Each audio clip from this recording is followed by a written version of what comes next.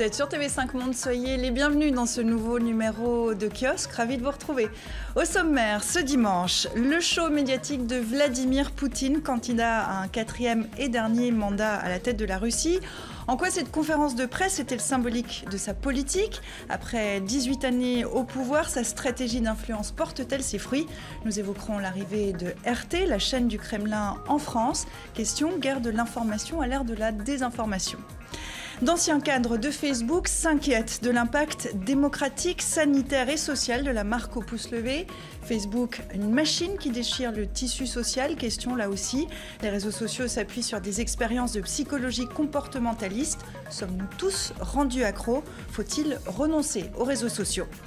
3 jours de deuil national en Roumanie suite au décès du roi Michel Ier. L'ancien souverain incarnait le destin compliqué du pays au XXe siècle, de la Seconde Guerre mondiale au communisme. En quoi ce roi a-t-il marqué l'imaginaire collectif des Roumains? Et puis en fin d'émission, nous passerons en revue l'année 2017. Chacun de nos kiosqueurs a choisi un événement, un fait marquant qu'on commentera tous ensemble. Et voici justement nos kiosqueurs.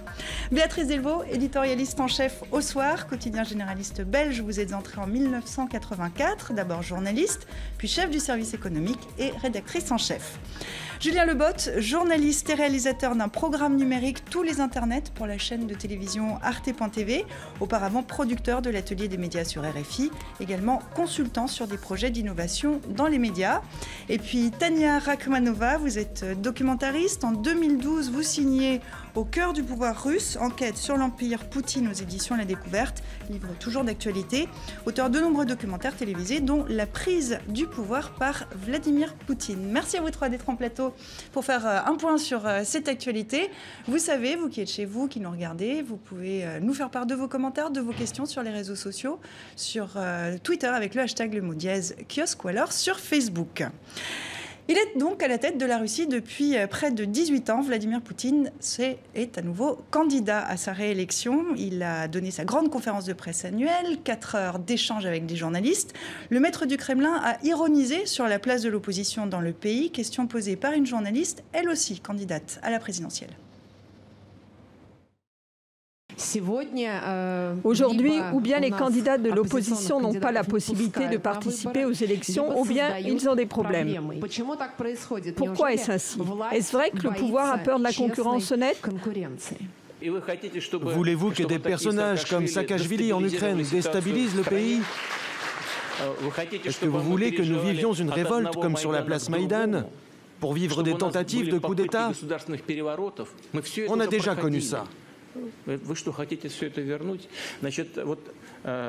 voulez recommencer tout ça? Je suis sûr que la grande majorité des citoyens russes ne veut pas et ne permettrait pas que cela arrive. La journaliste qu'on vient de voir, Ksenia Sobchak, est candidate à la présidentielle, mais on l'a dit, très liée à la famille Poutine. Elle est soupçonnée d'être manipulée par le pouvoir. Cette conférence de presse, Tania, qu'est-ce que c'est? C'est un jeu savamment orchestré. Qu'est-ce que ça dit du pouvoir actuel de Vladimir Poutine aujourd'hui en Russie? Bien sûr, c'est une conférence de presse qui est très orchestrée. D'ailleurs, ce n'est pas tout à fait une conférence de presse dans le sens que nous, on comprend une conférence de presse. C'est plutôt un spectacle, un grand spectacle qu'il a fait cette fois. C'est très maîtrisé. Ksenia Sobchak, oui, il est lié à la famille. Enfin, c'est plutôt dans l'autre sens que Poutine est lié à sa famille, parce qu'il était l'adjoint de son père. Et donc, elle a grandi un peu avec Poutine en étant assistant de son père. Mais c'est surtout, si vous voulez, pour moi, c'est une bonne incarnation, une vraie incarnation de ce que c'est le pouvoir aujourd'hui. Enfin, ce qui c'est la Russie d'aujourd'hui, parce que d'une part, si vous regardez cette conférence en entière, et j'ai l'ai lu en entier, il y a eu peu de questions, c'est plutôt des doléances. On a apporté nos problèmes parce que le grand Poutine va résoudre le problème d'une route dans une ville ou des problèmes d'une école dans un autre endroit parce qu'on n'a plus confiance dans le pouvoir sur place et surtout on a la confiance totale en Poutine et donc c'était très facile pour lui de dire oui, on verra. Oui, on va faire quelque chose. C'était une conférence de presse qui était très tournée vers les questions intérieures alors que le dernier mandat est plutôt marqué à l'international. Comment vous l'expliquez ? Béatrice? Je pense qu'à partir du moment où c'est une conférence de presse qui, de fait, est une mise en scène, fatalement, les questions sont orientées par le jeu et l'intérêt du moment, en fait. Aussi parce qu'il y a très peu de journalistes étrangers qui ont posé des questions. Je pense qu'il n'y en a qu'un seul qui a posé. Il y avait Associated Press, une chaîne américaine et les Chinois. Voilà. Il y avait aussi des Ukrainiens. Quand même, ça c'est l'étranger. Mais du coup, c'est Vladimir Poutine qui se recentre en fait sur la politique intérieure. C'est quoi? C'est son point faible, la politique intérieure, après son dernier mandat, là, celui qui arrive à son terme? En fait, ce que les journalistes assez libres d'Echo de Moscou ont dit, que les questions n'étaient pas censurées. Tout le monde pouvait poser des questions qu'il avait envie. Mais c'est surtout le choix, j'imagine, des invités. Je ne sais pas combien de journalistes de la presse étrangère étaient présents, parce qu'on ne nous a pas donné la liste de présents. Mais c'est vrai qu'il n'y avait que 4 heures. Mais en l'occurrence, je pense qu'il a eu cette phrase au cours de cette conférence de presse où il a dit « le pouvoir n'a peur de rien ».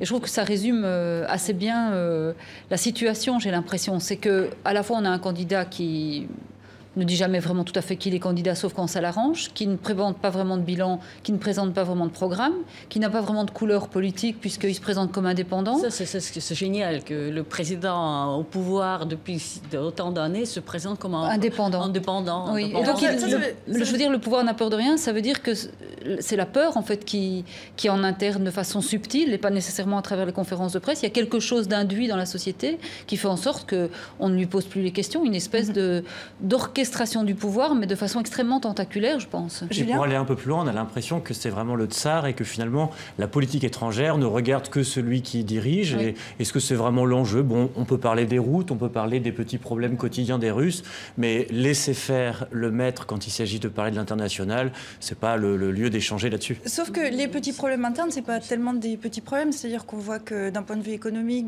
le bilan est pas si bon sur ce dernier mandat. Est-ce qu'il est moins bon en politique intérieure? Est-ce qu'il y a un risque pour lui en politique intérieure pour un possible et très probable nouveau mandat?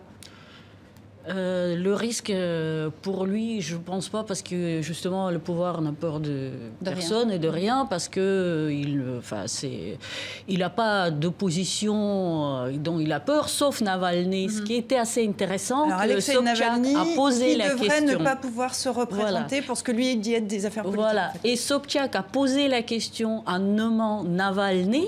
Et lui, il a répondu sans prononcer son nom. Et c'est à la télévision aujourd'hui, dans les régions en Russie, on parle de Navalny sans mentionner son nom. Ça, c'est d'ailleurs pour les réseaux sociaux, parce qu'après, il n'y a pas de référence, pour qu'on ne puisse pas le retrouver. En fait, ce qui est étonnant, c'est qu'on est dans une situation où on a l'impression qu'on ne parle pas de cette élection-ci, que quelque part, la seule possibilité qui est ouverte, c'est l'après-Poutine. Mais personne ne sait quand ce sera daté. Alors justement, ça fait l'objet de ma prochaine question. Oui, faisons un petit rappel. Vladimir Poutine est au pouvoir depuis 2000. Il a d'abord effectué 2 mandats de 4 ans comme président, puis il est devenu Premier ministre pour 4 ans aussi. Changement constitutionnel qui porte le mandat à 6 ans lui permet de se représenter à la présidentielle et de briguer. Maintenant, c'est ce qu'il vient de faire. Ce qui devrait être son 4e et dernier mandat. Est-ce qu'il saura se retirer ? Ça, c'est une très bonne question. C'est qu'il sera. C'est pas très difficile de se retirer. Ça, on sait comment on le fait. Enfin, Yeltsin l'a fait. Mais c'est ce qu'il va le faire. Je pense pas, parce que qu'est-ce qu'il va faire après. Mais et je peux vous dire que ce qui m'a beaucoup. Il y a beaucoup de gens qui pensent qu'après, il va payer pour des choses qu'il a fait pendant sa présidence. Ce qui m'a beaucoup étonné cette fois, qu'en Russie, c'est pas la première fois qu'il se présente, c'est le 4e. Et chaque élection, la première, c'était une autre chose, mais les 2 après, ça va de soi. Il n'y avait pas beaucoup de débats. Maintenant, la vie en Russie, au moins à Moscou, est suspendue parce que personne ne bouge. On va voir après les élections. Qu'est-ce qui va se passer après les élections? Les gens ont très peur que, puisque c'est son dernier mandat, qu'il va se permettre encore plus de choses, qu'il va devenir encore plus autoritaire. Alors, on va s'intéresser à l'influence, à la stratégie d'influence de Vladimir Poutine. On se rappelle cette phrase: les gens n'ont pas besoin de savoir la vérité, ce que vous ne montrez pas n'existe pas. On va parler des médias, puisque c'est une stratégie, un instrument du pouvoir de la Russie de Poutine. Certains médias sont taillés sur mesure pour l'international, bras médiatique du Kremlin. On peut citer Sputnik et RT, anciennement Russia Today. Rappelez-vous cette cet échange entre le président français, Emmanuel Macron, et la directrice de RT France, Ksenia Fedorova. C'était en mai dernier lors d'une conférence de presse commune avec Vladimir Poutine. Sur la campagne présidentielle, les journalistes russes ont eu des difficultés d'accès au QG des partis. Quel est votre commentaire sur ces questions et comment améliorer la situation? J'ai toujours eu une relation exemplaire avec les journalistes étrangers, encore faut-il qu'ils soient journalistes. Et les responsables politiques ont des responsabilités de prendre des décisions, de dire les choses. Quand des organes de presse répandent des contre-vérités infamantes, ce ne sont plus des journalistes, ce sont des organes d'influence. Russia Today et Sputnik ont été des organes d'influence durant cette campagne qui ont, à plusieurs reprises, produit des contre-vérités sur ma personne et ma campagne. Et donc j'ai considéré qu'ils n'avaient pas leur place, je vous le confirme, à mon quartier général. Et RT ouvre une antenne en France, ça démarre demain lundi. C'est Télépoutine qui arrive en France? Oui. Oui, c'est Télépoutine comme toute la télévision russe. D'ailleurs, pas à comparer avec les autres chaînes russes qui diffusent en Russie, mais ici depuis longtemps d'ailleurs. Il y a la première chaîne qui est diffusée ici. C'est un peu plus nuancé, il faut dire, Russia Today. C'est peut-être un peu plus... Oui, c'est un peu plus nuancé parce qu'ils savent que c'est pour l'étranger. Vous, au soir, vous avez une expérience avec RT, alors version papier. Oui, tout à fait. Parce que la question qui se pose, pardon, mais c'est celle en fait de la fiabilité des informations qui vont être délivrées par RT. Mais là, en l'occurrence, c'était une opération qui a été menée il y a quelques années, où on avait reçu une proposition faite d'ailleurs qui a été acceptée par plusieurs journaux de qualité. Donc c'est bien ça, chacun se disait l'autre a accepté, donc nous on va le faire aussi.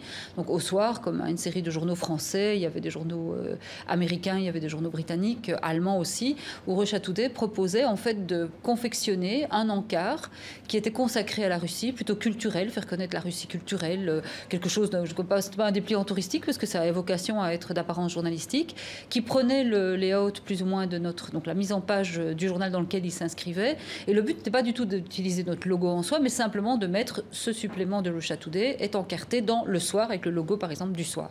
Et donc à un moment donné on a accepté, c'était beaucoup d'argent sur table, parce que évidemment vous savez que la presse c'est bien difficile, la situation économique rend les gens faibles ou fragiles, et donc on s'est dit c'est une recette publicitaire qui quand même venait en complément d'autres recettes. Et donc on a accepté X parutions. Et on avait même mis au point un système où il y avait un de nos journalistes qui connaissait assez bien la Russie, qui allait relire les textes là-bas, regarder un peu ce qui sortait. Ça a fonctionné tant que ça a plu. Et ça s'est arrêté? Non, c'est-à-dire qu'à un moment donné, quand il y a eu les problèmes de l'Ukraine et de la Crimée, à ce moment-là, ce qui était des unes de Russia Today culturelles devenaient des unes militantes. Et donc, on a décidé d'arrêter, d'abord de faire un texte qui disait clairement qu'on se distanciait de ce qui était à l'intérieur dans un cahier qui n'était pas tout à fait à nous. Et puis finalement, on a mis fin au contrat parce que c'était devenu, c'est comme un être qui est à l'intérieur de vous-même et qui se transforme en être de propagande quand ça l'arrange. Alors, propagande certes, mais c'est rien de bien nouveau. D'autres États l'ont fait, ça existe depuis toujours. Quelle différence entre CNN pendant la guerre du Golfe en 91 et RT qui arrive aujourd'hui en France ?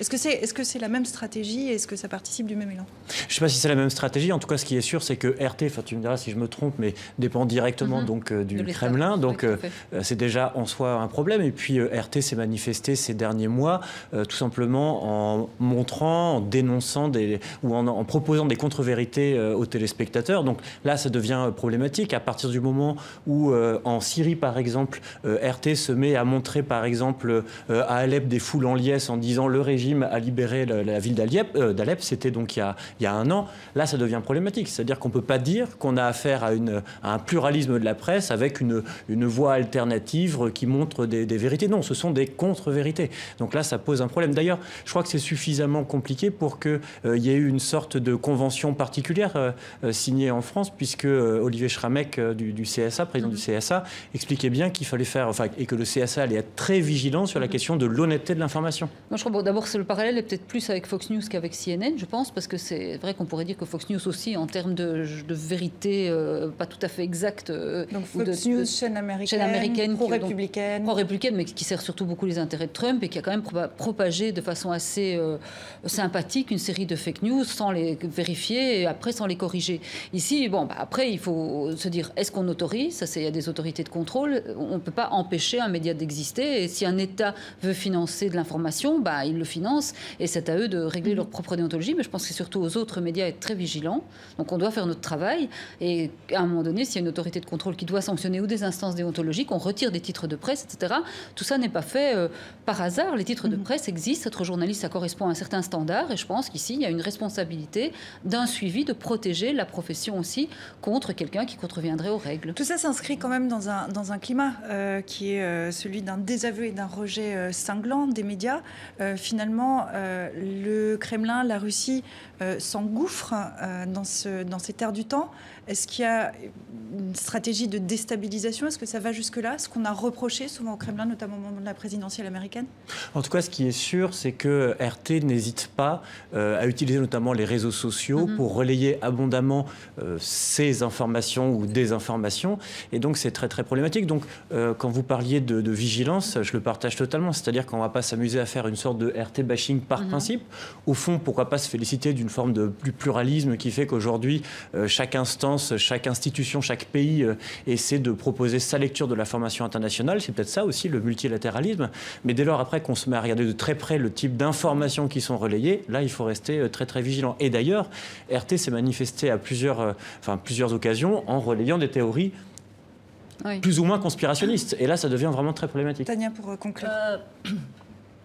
Je ne suis pas du tout partisane de RT, mais on a Presse TV iranien, on a Al Jazeera qui raconte, on sait ce qu'il raconte, on a la télévision chinoise qui est aussi diffusée. Donc je pense soit on pose une question globale sur la véracité de l'information et donc on reste vigilant et voilà, donc on contrôle. Mais dire que RT c'est très différent de ces chaînes-là, je ne sais pas, je ne suis pas sûre. On va pas parler de la Chine. Non, mais moi je dirais aussi aux téléspectateurs et aux lecteurs de façon générale, soyez aussi actifs, c'est-à-dire que vous regardez des émetteurs d'informations, posez-vous la question, à qui appartiennent-ils? Et faites-vous votre religion à partir de là. Parce que c'est évident que la propriété du média influence très souvent le contenu du média et sa capacité à être indépendant ou être un relais de l'actionnaire qui le possède. Alors Julien, mais vraiment d'un mot pour conclure. Pardon, on n'est pas, en tout cas, c'est pas infondé de redoubler de vigilance avec l'apparition de... C'est juste ça, quoi. Donc vigilance, quoi qu'il arrive, quel que soit le média. Et puisque nous parlons de médias, parlons de réseaux sociaux, puisque les deux sont de plus en plus liés, pour le bien ou pour le mal, mais on va en discuter. Depuis août, Facebook se fait laminer par d'anciens dirigeants de la marque au pouce levé. 3 anciens cadres dénoncent des menaces à la santé publique et à la démocratie. Dernière charge en date, l'ancien vice-président chargé de la croissance de l'audience chez Facebook. On l'écoute. Je pense que nous avons créé des outils qui déchirent le tissu social sur lequel est fondée notre société. Voilà où nous en sommes vraiment. Je veux vous encourager en tant que futur leader du monde à vraiment comprendre à quel point c'est important. Si vous nourrissez la bête, cette bête vous détruira. Nous aggravons le problème. Nous organisons nos vies autour de cette fausse image de la perfection, car nous sommes récompensés par des signaux instantanés, des cœurs, des j'aime, des pouces levés. On leur donne de l'importance et on les confond avec la vérité. Je ne peux pas contrôler ça, mais je peux contrôler mes décisions, c'est-à-dire que je n'utilise pas cette merde. Je peux contrôler les décisions de mes enfants. Ils ne sont pas autorisés à utiliser cette merde. Et je peux me concentrer sur le diabète, l'éducation et le changement climatique. Voilà ce que je peux faire. Mais chacun doit s'interroger un peu plus sur ce qu'il veut faire. Des propos cinglants tenus il y a un mois, mais qui sont ressortis cette semaine par la grâce des réseaux sociaux. C'est un peu des paroles d'alcooliques repentis, Tania? Ouais, peut-être. Peut-être aussi, oui. Non, mais c'est vrai que, enfin, c'est peut-être ça, oui. C'est comme, c'est quand on sort quand on sort de l'alcoolisme, de cigarettes, vous savez, ceux qui sont... Passons. Non, c'est une petite histoire sur l'importance de réseaux pour le sujet précédent. Qu'aujourd'hui, il y a eu des articles dans les réseaux, en Russie, que Poutine voulait tellement faire connaître sa conférence de presse et les gens ne s'intéressent plus parce que 18e fois, on n'en peut plus, qu'il a fait commenter sur les comptes des gens morts. sur Facebook, sur Vkontakte. Donc, on a tout d'un coup découvert que les gens qui n'existent plus, donc les comptes qui sont morts, commencent à dire que la conférence était magnifique, tout était magnifique, parce que, voilà, la seule façon de se faire connaître, c'est le réseau social. Pointez du doigt le rôle essentiel des réseaux sociaux, mais aussi leurs risques, les dangers qui sont inhérents, qu'on commence à découvrir. Les critiques se font de plus en plus virulentes depuis quelques mois, et de l'intérieur, en tout cas d'ex-cadres, on va dire. Est-ce que, en effet, Facebook est un danger pour la société ?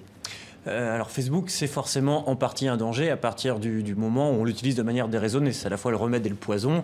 C'est-à-dire qu'on voit tous les bienfaits qu'on peut avoir au fait d'être relié à des amis, à des proches. On voit comment politiquement, et on en parlera peut-être tout à l'heure, des problématiques de société peuvent remonter. Peut-être que même pour nous autres journalistes, le fait que l'agenda médiatique soit en partie maintenant partagé par la discussion et la conversation qui s'organise, c'est une bonne chose. En revanche, des réseaux sociaux comme Facebook ont vocation à prendre de plus en plus de place dans notre vie, et il y a une des grandes guerres économiques qui est menée, c'est celle de la conquête du temps d'attention. Et l'attention, cette attention-là, elle est capitale, puisque c'est celle qu'on vend soit à des publicitaires, et c'est celle aussi qu'on peut allouer, par exemple, pour l'apprentissage, pour le travail ou que sais-je. Et donc, à l'heure actuelle, ce que des anciens responsables de Facebook sont en train de pointer et de dénoncer, c'est que à mesure que Facebook est en train de manger notre temps, peut-être notre sommeil, peut-être notre vie intime, notre vie privée, ça pose quand même un certain nombre de questions. D'autant plus que Facebook, c'est quand même pas le bien public, c'est pas une institution transparente. Les intérêts de la société. Ça reste une entreprise qui fait de l'argent. Du profit. Est-ce qu'en effet, comme on l'entendait, Facebook déchire le tissu social ? Est-ce que vous le constatez quand vous êtes dans les transports, autour de vous, ou en famille, est-ce que vous avez cette sensation ? Très ambigu. Il y a une expression qui dit que le Facebook est une série, mais en particulier Facebook, c'est du web affectif. C'est-à-dire que on ne peut pas dire que ça déchire le réseau social, parce que c'est souvent comme ça qu'on retrouve des anciens amours, on retrouve des camarades d'avant, on communique avec intensément et très intimement, en fait, plus qu'on ne le ferait normalement dans des circonstances. Donc ça crée en fait beaucoup de liens. Et c'est ça qui est terriblement difficile, c'est qu'à la fois ça crée de l'isolement, ça crée de l'intimité, et cette intimité, cette relation aux autres, ou cette manière de soi qu'on a à confier soudain à une multitude, elle est exploitée à des fins commerciales. Ce qu'ils appellent l'attention economy, c'est-à-dire l'économie de l'attention, qui est faite non pas dans le but de vous rendre social, parce que peut-être que Zuckerberg dit qu'au début c'était ça son objectif, mais maintenant c'est drivé par les recettes publicitaires. Et c'est bien ça tout le problème, c'est qu'aujourd'hui c'est un concept qui n'a pas de réglementation intérieure éthique en soi, mais ou d'autorégulation éthique, ou fiscale, ce qui serait la deuxième manière de réguler, mais qui est en train d'être drivé uniquement par les recettes publicitaires. Et ce que je trouve moi assez génial dans le fait de ce que ces hommes disent, en fait, c'est que finalement, c'est les concepteurs qui vont décider d'autoréguler, c'est-à-dire qu'eux-mêmes, ils ont peur de la bête qu'ils ont mise au monde, et c'est fondamental qu'ils mettent en garde déjà aujourd'hui. Après, je pense que c'est le début de quelque chose. Ils mettent en garde, mais surtout ce qu'on découvre, c'est que ces réseaux sociaux développent en fait des stratégies qui sont basées sur des expériences de psychologie comportementaliste. En gros, on essaie de nous rendre accros, mais accros à quoi ? À une drogue dure ou à un doudou numérique ? Je crois que c'est juste déjà accro au réseau lui-même, c'est-à-dire que plus on y est présent, plus ça veut dire que la publicité, la valorisation, elle se fait sur cette plateforme. Et on voit que l'objectif, c'est de conquérir tous les âges de la vie. On entendait je crois il y a quelques jours le fait que Facebook travaillait sur une application qui était une sorte de mini Facebook pour les enfants.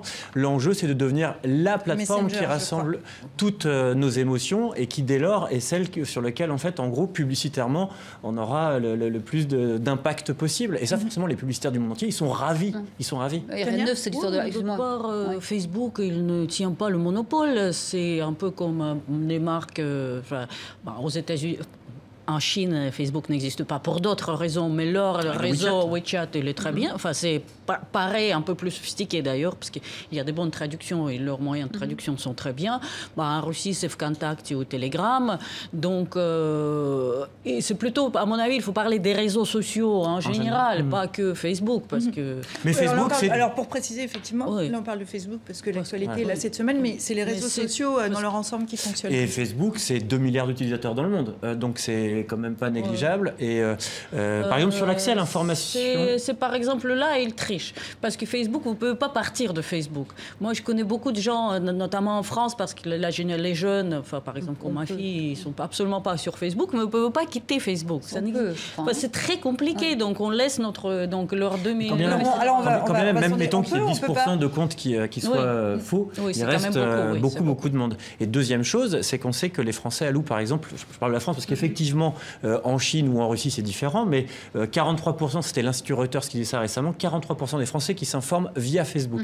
Ça veut dire que toutes les dimensions de la vie, depuis des choses aussi simples que les échanges avec les amis jusqu'à l'accès à l'information, passent de plus en plus par Facebook. Il n'y a pas que les échanges entre personnes. On voit par exemple que tout ce qui est le secteur de l'immobilier, si vous voulez aujourd'hui vendre ou louer des appartements, c'est beaucoup plus facile de faire via le réseau Facebook. On va parler pour nous. À un moment donné, si on nous veut communiquer sur nos propres médias, c'est beaucoup plus simple de le faire via Facebook parce qu'on sait qu'on touche un public extrêmement large. Alors, il y a un rapport qui est quand même très controversé entre Facebook et les médias. Ben oui, parce que c'est un petit Facebook finance un certain nombre de médias pour qui leur produisent du contenu. On a besoin de recettes. On revient à notre histoire de Russia Today. C'est le même mécanisme. Parce qu'à un moment donné, vous dites, vous avez du contenu, vos lecteurs ne veulent pas nécessairement l'acheter. Si à un moment donné, ou Google ou Facebook veulent vous l'acheter, vous dites, bah tiens, je fais un deal et j'essaie de garder ma virginité plus ou moins. Je crois que la stratégie la plus intéressante, c'est pas tellement celle-là, c'est toute la stratégie aujourd'hui qui est menée par les éditeurs de presse, relayée et heureusement par les hommes politiques dans différents pays européens, c'est de faire payer ce qu'on a appelé les GAFA, c'est-à-dire de les faire contribuer pour ce qu'ils pompent finalement dans l'économie locale. Parce que le grand scandale, c'est qu'à la fois, ils attirent beaucoup les publicitaires, mais contrairement à des organes de presse ou de commercialisation normaux, ils ne paient pas leurs impôts sur place. Julien. Alors il y a ce volet, effectivement, Google, Amazon, Facebook, etc. Il faut les faire payer, parce qu'ils ne payent pas l'impôt comme ils le devraient. Et la deuxième chose, qui est quand même très importante, c'est la question de l'éducation et de l'acculturation aux problématiques numériques. C'est-à-dire que l'humanité n'est pas née connectée, et donc il faut qu'on apprenne à gérer notre temps, notre attention. Le portable et Facebook à l'école, oui, non. Comment faire justement, parce qu'on a tendance à l'oublier, hein, l'Internet est partout, je ne parle même pas des réseaux sociaux, mais ça a quelques décennies. Comment apprendre à des enfants, comment nous apprendre à utiliser ces réseaux sociaux? Vous savez que l'autre jour, je rencontrais des professeurs d'université qui expliquaient d'abord qu'il y a une méthode et ceux qui s'y soumettent, ou en tout cas qui essayent de l'intégrer dans leur façon de faire. Qu'aujourd'hui, si on veut donner un cours à l'université, on ne peut plus le donner 2 heures en d'affilée, que certains recommandent de changer ou de faire un nouveau topic toutes les 6 minutes ou quelque chose d'un peu différent pour relancer l'attention. Je voudrais quand même aussi citer, parce que Zuckerberg, il a fait un grand discours à Harvard, le patron de Facebook, a fait un grand discours à Harvard, parce que c'est de là qu'il sort, etc. On lui demandait de faire une lecture. Bon, il l'a faite. Et alors, il a eu cette parole qui est quand même un peu étrange, parce qu'il devrait mieux regarder son organisation. Il a dit, aujourd'hui, on attend de nous que nous fassions un nouveau contrat social. Un nouveau contrat social qui est de créer des allocations familiales pour aider les gens qui ont des enfants en bas âge, de créer une sécurité sociale qui n'est pas liée seulement à un emploi, de créer l'allocation universelle, ce qu'il plaidait. Pour tout ça, je signale qu'il faut payer des impôts et qu'il faut quelqu'un à mon nez qui finance. Et l'autre chose, il proclamait qu'il fallait une éducation tout au long de la vie et pouvoir payer une éducation tout au long de la vie. C'est un programme pour une campagne présidentielle? Peut-être bien, mais en tout cas, pour le moment, c'est un programme à l'aune duquel il devrait revisiter son organisation. Je crains, hélas, que le fait qu'il dise qu'il va payer des impôts aujourd'hui, notamment en Europe, n'est pas lié par ça, mais de nouveau une autre campagne de marketing. Si on revient aux réseaux sociaux, au fait que c'est un phénomène qui est très récent, est-ce qu'on peut dire qu'il y a là une crise d'adolescence, en fait? Est-ce que c'est une crise d'adolescence qui est en train de se passer là, dans ce monde qui grandit? Alors peut-être Tania, puis on vous écoutera ensuite Julien. Non, mais c'est... Oui, pour moi, c'est un peu aussi ça, parce que, si vous voulez... ça se développe à une telle vitesse qu'on a du mal à comprendre comment il faut faire. Et oui, il faut apprendre, il faut analyser, j'imagine qu'il y a pas mal d'analyses, mais ça reste dans le milieu de la recherche, donc nous, on n'a pas beaucoup d'accès.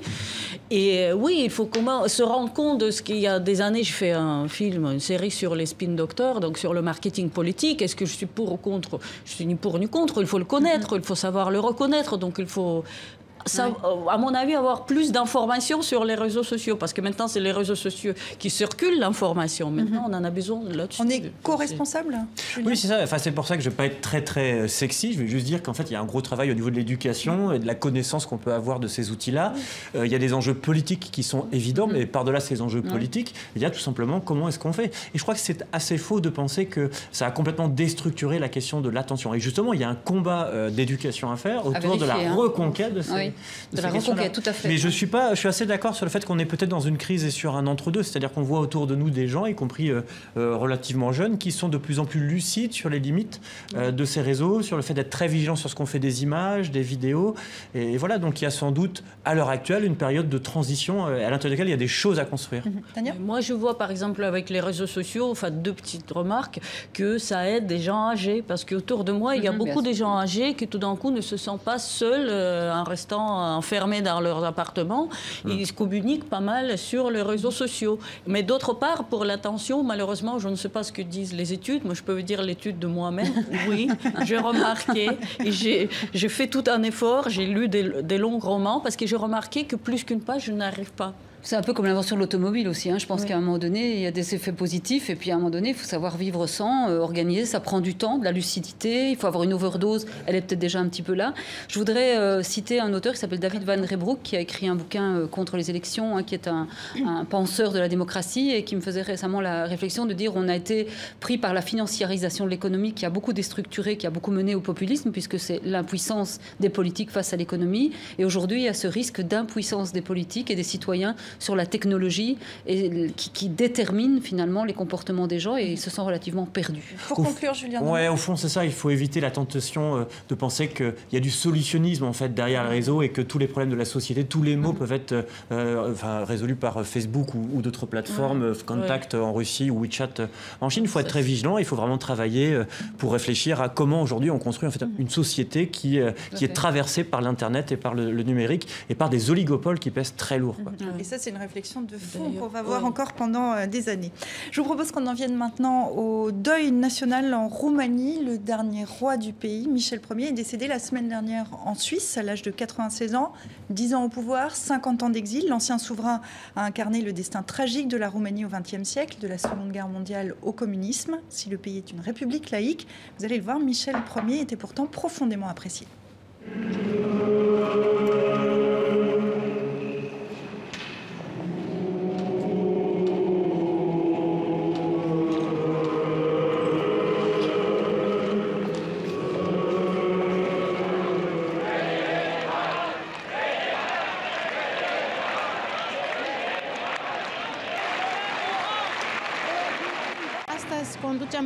Nous accompagnons sur le dernier chemin celui qui a été le roi de la Roumanie, que j'ai connu grâce aux histoires de mes grands-parents et de mes parents.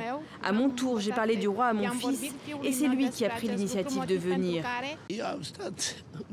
J'ai habité toute mon enfance dans un immeuble près du Palais Royal. Mon chemin vers le lycée passait par ici. J'ai croisé le roi plusieurs fois. C'était un homme... Je l'ai tant aimé. Voilà, on va regarder tout de suite cette une du quotidien Romania Libera. La Roumanie sans roi, le roi est mort, la Roumanie se retrouve seule avec ses politiciens, a-t-on pu lire dans la presse à l'annonce de ce décès la semaine dernière. Michel Ier qui avait, on va aller tout de suite à Bucarest retrouver Roxana Zamfirescu, mais avant de la retrouver, il y a cette idée quand même dans cette Roumanie d'une stature de chef d'État qui aujourd'hui peut-être fait défaut. Tania ? Oui, tout à fait. Mais en plus, il y a aussi de mes quelques séjours en Roumanie, si vous voulez, il y a une nostalgie du passé qui était donc un rêve de la Roumanie indépendante qui était justement entre les deux guerres et un tout petit peu jusqu'à 1947. En 1947, il est parti parce qu'il a été... menacé par les communistes. Et donc, pendant toutes ces années, il y avait le grand rêve de retour à la Roumanie indépendante et prospère. Mais malheureusement, après 89, ça n'a pas eu lieu. Et ensuite, il a eu plusieurs enfants, mais que des filles. Et selon les règles de... en Roumanie, ça doit être un garçon. Donc, tout ça, ça a laissé au roman, au moins ce qu'on m'a raconté, que cette idée, ce rêve du roi. Et en plus, il s'est installé en Suisse, il a acheté une ferme, il a travaillé. Donc, l'image de ce roi-là, il était très positif.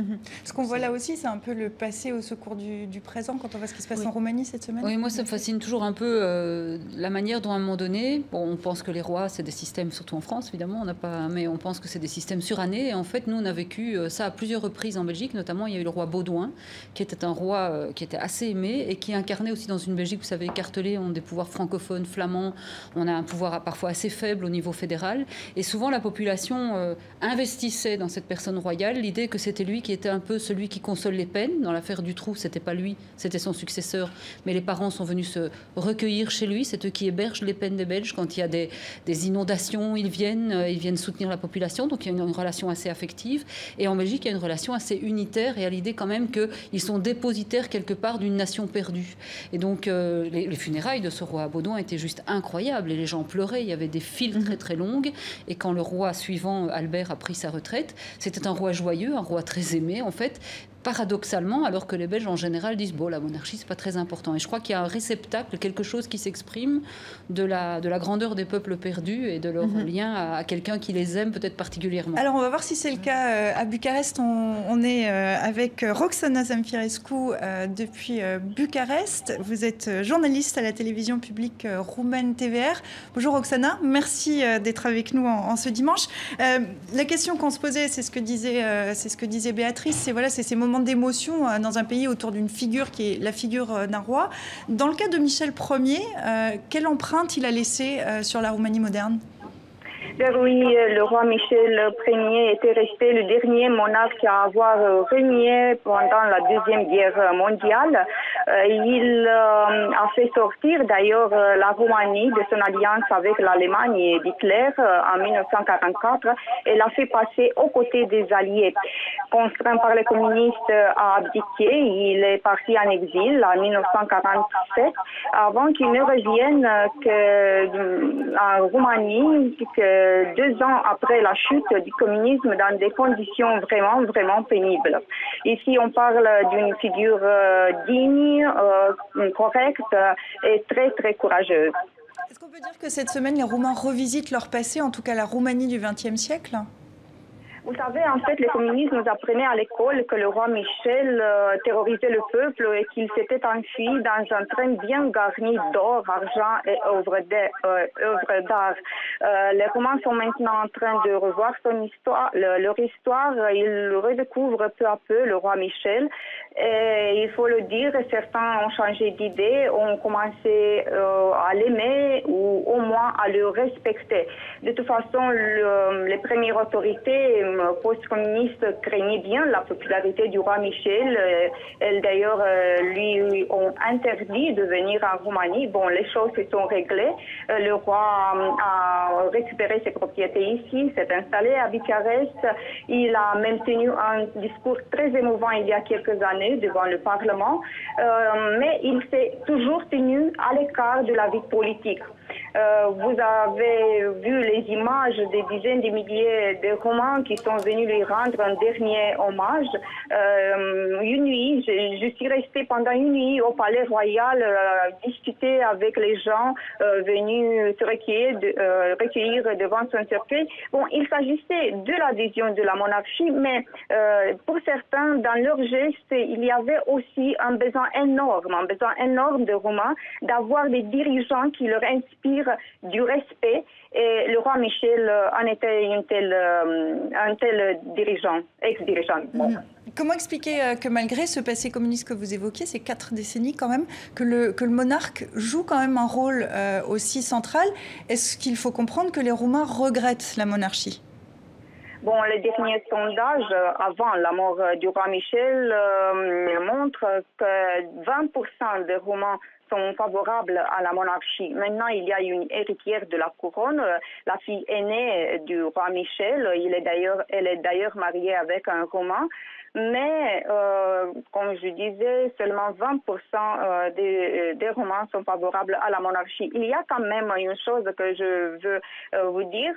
Il y a un sondage qui dit que 2 tiers des Roumains pensent que si après la révolution, après la chute du communisme, il y avait un retour de la monarchie, la Roumanie aurait pris un chemin meilleur qu'aujourd'hui. Bon, il faut aussi savoir que la Maison royale n'est pas à l'abri de certaines controverses. Je rappelle ici la dernière, l'exclusion du petit-fils du roi Michel de la ligne de succession. Merci Roxana pour cet éclairage depuis Bucarest. On vous souhaite un excellent dimanche et on vous dit à très bientôt. Merci d'avoir été avec nous. Un mot, Tania, vous vouliez ajouter quelque chose ? Non, mais je voulais dire que c'est pas, voilà, c'est en Belgique, ça s'est passé, enfin, le roi a cette image, mais dans tous les pays post-communistes, si par exemple le fils du dernier tsar russe de l'empereur Nicolas II était vivant, moi je pense qu'après la chute du communisme, les Russes auraient été, enfin je ne sais pas en majorité, mais quand même un grand pourcentage était pour le retour de tsar qui peut résoudre tout le problème. Ils ont Poutine maintenant. Voilà, moi je pense que c'est ça ce qu'il doit faire. Bon, on va avancer, j'ai une mauvaise nouvelle. C'est le dernier kiosque de l'année. La bonne nouvelle, c'est qu'on va pouvoir reparler de cette année 2017. On va voir avec vous ce que vous en retenez dans l'actualité sur la surface du globe. Mais d'abord, allons dans le monde parallèle de l'Internet. Est-ce que vous savez quelle vidéo a battu tous les records de vues cette année? Personne ne sait? Des animaux. Est-ce que c'est des chats? Est-ce que c'est des enfants qui... Regardez et dansez.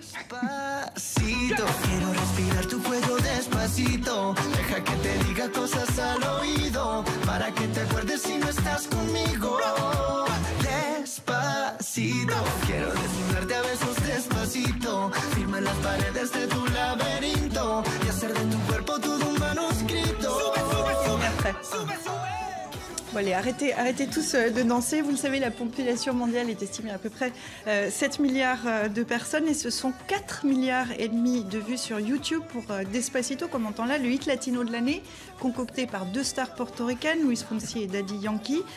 Clip posté le 12 janvier, il est en tête des vidéos musicales de 2017 dans plus de 50 pays. C'est bluffant. Incroyable. Incroyable.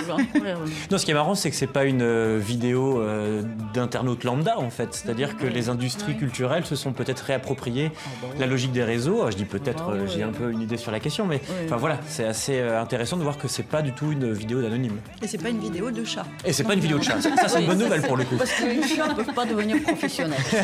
Ça doit être pour ça.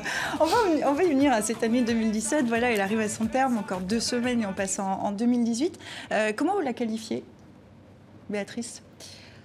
C'est une année où on la craignait beaucoup parce qu'on s'était dit, bon, il y a du Trump, il va y avoir de l'extrême droite un peu partout. Et alors on a cru être rassurés. Moi, je dirais que c'est une année qui nous laisse très inquiets sur la suite du monde, pour le monde. Je trouve qu'on est très inquiets. On est face à beaucoup de zones de fragilité, de zones de fracture. On est avec un pouvoir qui a échappé aux États-Unis, ou en tout cas qui échappe à la raison, mais pas que là. Et donc je pense qu'on est assez inquiets et en même temps, en parallèle, des citoyens qui se réapproprient de plus en plus leur territoire. Tania, comment vous la qualifiez cette année 2017? Je serais d'accord avec Béatrice que oui, c'est une année inquiétante parce qu'il y a quand même beaucoup de problèmes et de conflits qui ne sont pas résolus et on ne voit pas comment on va les résoudre. Les résolutions ne sont pas faciles, mais en même temps, il est vrai aussi que ça montre que dans certains pays, enfin, il y a des gens qu'on se réapproprie du pouvoir, qu'on arrive à voir à travers la propagande. Et donc, il y a quand même un peu d'espoir. Mais je pense qu'on est pas loin, enfin, on est au début d'une grande restructuration de nos rapports au pouvoir. Mais comment ça va se passer Julien, inquiétant, mais de l'espoir. Vous partagez cette analyse de Béatrice et de Tania? Oui, en partie. Enfin, le monde change très très vite. C'est très difficile d'ailleurs de le documenter, de le raconter, de le mettre en récit, de le comprendre, d'introduire à cette complexité. Et dans le même temps, oui, le pire n'est pas assuré. Encore que, quand on regarde par exemple la question du réchauffement climatique, enfin, je suis désolé, mais c'est compliqué d'être optimiste, puisqu'on continue d'aller dans le mur. Je ne suis pas un dangereux gauchiste écologiste en disant ça. Un petit peu, on est tous d'accord sur le fait que les choses restent très compliquées. Et dans le même temps, je suis d'accord, y compris d'ailleurs moi, enfin, mon travail me conduit à observer beaucoup ce qui se passe sur les réseaux, et ça ne me rend pas, je dirais, catastrophiste non plus. Donc il y a de l'espoir. Alors, je vous ai demandé à tous les trois de choisir ce qui pour vous était peut-être un thème emblématique de cette année 2017. On va commencer avec vous, Tania. Vous retenez la procédure de divorce entre le Royaume-Uni et l'Union européenne. Je précise que vous travaillez à une série documentaire en ce moment pour la BBC sur le Brexit. Donc vous êtes basé à Londres, vous êtes plongé là-dedans. Mais c'est peut-être pour ça, effectivement. Mais c'est intéressant, du coup, puisque la semaine dernière, on en parlait du Brexit dans Kiosque. Donc ça reste quand même d'actualité. Comment c'est vécu? On a eu l'acte 1 la semaine dernière, un accord entre Bruxelles et Londres. Comment c'est vécu cet accord et ce Brexit sur place, et notamment par ceux qui ont voté pour le Brexit? Voilà, ce qui est très intéressant, que c'est un peu difficile de trouver les gens qui ont voté pour le Brexit. Parce que ça fait déjà 2 mois que je suis installée à Londres. Enfin, parmi mes collègues, bien sûr, il n'y a personne. Et les gens que je rencontre, il n'y en a pas. Enfin, c'est vrai que je suis à Londres.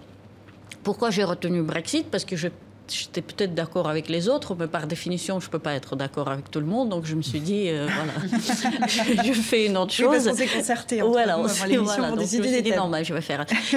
Mais je pense que Brexit, oui, en Angleterre, c'est vécu, c'est absolument, on en parle tous les jours, tout le temps. Donc, c'est un sujet très important, mais d'une actualité permanente, ce qui est un peu surprenant quand on vient d'ici. Mais d'autre part, je pense, maintenant, pour moi, Brexit, c'est un très grand événement. Pas le Brexit, pas le référendum, mais le fait que la Grande-Bretagne va partir. Beaucoup d'Anglais espèrent qu'ils ne vont pas partir. Parce que ça pose quelques questions à l'Europe, mais aussi, à mon avis, ça donne une occasion à l'Europe à se restructurer, à se repenser, à se reformer. Voilà, c'est... Il y a eu des tentatives, oui. Je pense que d'abord, c'est une occasion de montrer... la négociation pour eux est très pédagogique, parce que d'abord, ils vont montrer que si quelqu'un décide de partir, il peut partir et que l'Europe va continuer son chemin, et aussi de prouver que c'est un prix de partir. Et c'est ce qu'ils vont faire aussi sur la Catalogne, c'est de montrer que ceux qui veulent être indépendants, ils peuvent peut-être essayer de le faire, mais que ça a un prix. Et donc, il y a une partie psychologique, tactique très importante qui joue en Europe, parce qu'elle va essayer de se renforcer de l'intérieur, paradoxalement, en perdant un de ses membres. On va continuer avec vous. Vous avez choisi ce thème-là. C'est cette année marquée par l'élection du patron de l'Europe, comme le qualifiait Time le mois dernier. Mais prévenez l'hebdomadaire américain, sa voix ne portera pas à l'international s'il échoue sur la scène intérieure. On est 7 mois après l'arrivée au pouvoir d'Emmanuel Macron. Comment il s'en sort? Mais moi, j'ai quand même envie de dire que si je l'ai choisi, c'est pour ce débat, en fait, qu'il a mené avec Marine Le Pen. Et je pense que c'était un débat... Au moment de la campagne présidentielle? Oui, voilà, parce que je pense que c'était un moment très important qui montrait qu'à un moment donné, on peut quand même, avec des arguments, et une ténacité, une certaine fraîcheur et un volontarisme, un optimisme, contrer les arguments de l'extrême droite. Donc ça, c'était très important. La deuxième chose, c'est qu'il offrait aussi l'idée qu'il y a peut-être un renouvellement de la démocratie autrement. On cherche tous d'autres voies et on s'est demandé est-ce que les partis sont obsolètes, etc. Bon, la question reste posée parce qu'il pose maintenant... La troisième chose qu'il a faite et qui était pas mal, c'était de faire croire que l'Europe avait un avenir en lançant un projet, en décidant l'Allemagne à le suivre, plus des petits pays comme la Belgique et le Luxembourg qui l'aident. Mais maintenant, la question est de voir s'il va devenir totalitariste, si un mouvement peut survivre et vivre au-delà d'un seul homme. Et deuxièmement, comment il résiste à l'exercice du pouvoir. Plutôt un bon bilan, Tania, Julien, rapidement, pour Emmanuel Macron, 7 mois après son arrivée au pouvoir. Tania, peut-être d'un mot, puis j'enchaînerai avec vous, Julien. Moi, je trouve ça très rapide pour parler de bilan, ça c'est sûr. Sur la scène internationale, mais je dirais que le bilan est positif. À l'intérieur, c'est un peu... C'est un point d'étape, on est d'accord, c'est pas un oui, non, c'est très compliqué. Puis il y a quand même beaucoup de choses qui sont extrêmement contestées. C'est-à-dire que quand on dit, par exemple, qu'il n'y aura plus personne à la fin de l'année qui dormiront dans les bois ou dans les rues, et dans le même temps, on voit ce qui se passe au niveau du logement, de l'accès au logement et de la course et la traque qui est faite aux migrants et aux réfugiés, il y a quand même des choses qui sont très problématiques. C'est-à-dire ce qu'on pourrait appeler une forme de leadership, pour ne pas en français, je suis désolé mais le leadership sur les questions environnementales, en même temps, ne se traduit pas dans les faits par une politique courageuse et ambitieuse en matière de transformation du pays réellement. Donc, c'est difficile. Il reste 3 ans encore. Il reste 3 ans encore. C'est pour ça que je dis qu'il faut attendre de voir. C'était juste une première impression. On continue avec vous. Heureusement qu'il y a un homme sur ce plateau pour choisir ce thème. C'est le thème du mot dièse MeToo, le point de départ de la colère des femmes contre le harcèlement sexuel. Là aussi, on en parlait la semaine dernière dernière avec la une de l'hebdomadaire Time. Pour vous, c'est un changement sociétal de fond? C'est la fin d'un tabou? C'est la fin d'une omerta? C'est un peu tout ça? Alors c'est marrant, on voyait tout à l'heure l'image du président Macron par Time Magazine. Donc Time Magazine a désigné personnalité de l'année 2017, justement, toutes les femmes qui ont brisé le silence. Et moi, c'est vrai que je travaille beaucoup pour Arte sur les questions qui sont liées à la transformation de la politique, qui est liée au fait que chacun peut prendre la parole via les réseaux. Et c'est vrai que c'est assez marquant. C'est-à-dire que, en gros, ce mouvement qui est complètement désorganisé, ou en tout cas qui n'est pas structuré, est en train de réussir à nous donner un indicateur, j'ai envie de dire, de terrain horizontal de la réalité de ces harcèlements sexuels. Et c'est pas négligeable. Et c'est vrai qu'on le voit tous au quotidien. C'est-à-dire que il y a aujourd'hui des tabous qui sont en train de se déplacer, et on se rend compte qu'on faisait comme si les choses étaient... que l'égalité existait entre hommes et femmes, et on se rend compte que non, c'est beaucoup plus compliqué que ça. C'est-à-dire qu'il y a toujours la tentation de venir harceler, de se dire que le libertinage autorise le fait d'être relou. Voilà, tout ça, c'est très problématique. Et d'ailleurs, ce qui est assez marrant, c'est que pour moi, c'est à mon avis qu'un début, puisque précisément, quelques semaines après l'apparition de ce hashtag, donc MeToo, balance ton porc en France, on a eu, je ne sais pas si vous vous souvenez, le numéro anti-relou qui avait été mis à disposition le numéro de par téléphone que les femmes pouvaient appeler le pour principe, dénoncer. voilà, c'est qu'un individu un peu lourdingue dans le métro, par exemple, vous dit « Allez, donne-moi ton 06 », etc. Vous donnez ce faux numéro, qui est en fait un vrai numéro. Vous appelez dessus, enfin en tout cas le relou appelle dessus, et il tombe sur un message sur le répondeur qui dit « je suis désolé, voilà, t'as été vraiment relou, si on te dit non, c'est non ». Et voilà, et ça, sauf que les gens qui sont derrière cette campagne-là ont été eux-mêmes harcelés. Ce qui veut dire que d'un côté, on libère la parole, mais de l'autre côté, il y a encore beaucoup de travail à faire. Alors, vous avez choisi ces thèmes. Aucun d'entre vous n'a choisi Donald Trump. L'accession au pouvoir était en 2017. C'est quoi? On s'est habitué? Vous l'avez mentionné un petit peu. On s'y habitue pas du tout. On s'y habitue ou pas? Peut-être qu'on n'a plus envie. On a beaucoup vu, et un événement, on a peut-être choisi des événements un peu emblématiques qui volaient un peu plus haut. Enfin, je sais pas. Non, mais c'est vrai que c'est arbitraire, mais c'est une catastrophe absolue. Il faut dire ce qui est. C'est une catastrophe absolue. Je dis pas qu'Obama a résolu tous les problèmes de la Terre. Et d'ailleurs, je suis même pas sûr que ce soit le rôle du président des États-Unis. Mais Donald Trump est en train de tout défaire et tout détricoter. Donc. À suivre aussi en 2018 qui arrive dans 2 semaines. Qu'est-ce que vous en attendez de cette année, en termes d'actualité évidemment, et quels sont les thèmes que vous allez suivre tout particulièrement, Béatrice? Je crois qu'on va suivre beaucoup les thèmes démocratiques. On va voir un peu ce qui va se passer du côté des extrémismes et des populismes. Il y a une série d'échéances qui continuent à être importantes, et je pense que la problématique de l'Europe aussi, moi je crois que c'est très important de voir ce que l'Europe va devenir. Tania? Qu'est-ce qui va vous intéresser? Le Brexit, j'imagine. Vous continuez sur votre série, mais quoi d'autre? Brexit et les élections en Russie. En Russie, oui. Ça sera en mars. Et surtout ce qui va suivre. Ouais. Et Julien? Moi, c'est pareil, mais appliqué, politique, réseaux sociaux, transformation des usages, et puis nouveaux usages de la démocratie, nouvelle conception de la démocratie, comment faire pour faire en sorte que les réseaux restent des outils d'émancipation et non pas de domestication ou de domination. Je pense que c'est très important, et il y a des enjeux très forts. On peut mentionner l'abrogation de la neutralité du net cette semaine. Justement, Alors, on ne va pas faire le débat maintenant, mais c'est un thème... Rien, promis.